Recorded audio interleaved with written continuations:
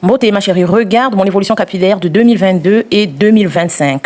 Tu sais que pour empêcher la casse, il faut connaître toutes ces clés. Empêcher la casse égale à gagner en longueur. Si tes cheveux poussent 1 cm par mois, mais que tu perds 0,7 cm de la casse, tu ne verras que 3 à 4 cm par an.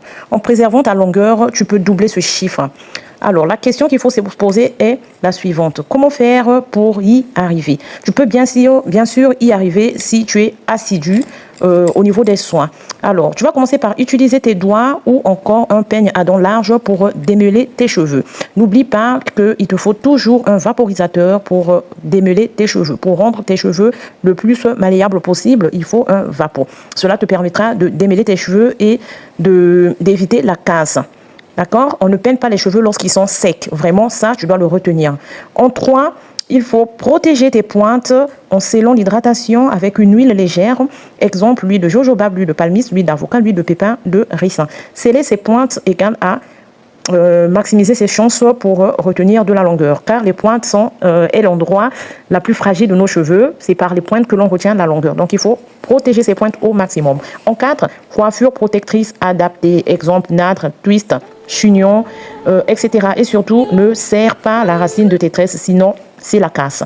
En 5, il faut protéger tes cheveux la nuit avec un foulard en satin ou en soie, ou encore dormir avec un coussin. Une tête d'oreiller en satin ou en soie. Cela va t'éviter des frisottis, cela va t'éviter la casse et cela va t'éviter de perdre l'hydratation que tu vas apporter à tes cheveux. Si tu dors avec une thé en coton, par exemple, ça va absorber toute l'hydratation que tu vas apporter à tes cheveux et ça va assécher tes cheveux et du coup, tu vas avoir de la casse et 0 longueur. Ok? Donc, en 6, ce que tu dois aussi savoir, c'est tu dois toujours avoir un cuir chevelu sain en bonne santé. Pour avoir un cuir chevelu sain en bonne santé, ton cuir chevelu doit toujours être propre. Tu peux par exemple opter pour des eaux de rinçage aux plantes qui vont venir assainir ton cuir chevelu aux plantes avec les plantes. Donc les eaux de rinçage avec les plantes qui vont lutter contre les problèmes du cuir chevelu. Les plantes qui sont donc là riches en antibactériens, en antifongiques, par exemple la feuille de l'oreiller, la sauge, le romarin, le corosolier, le moringa, le quinqueliba, les papes de papayer.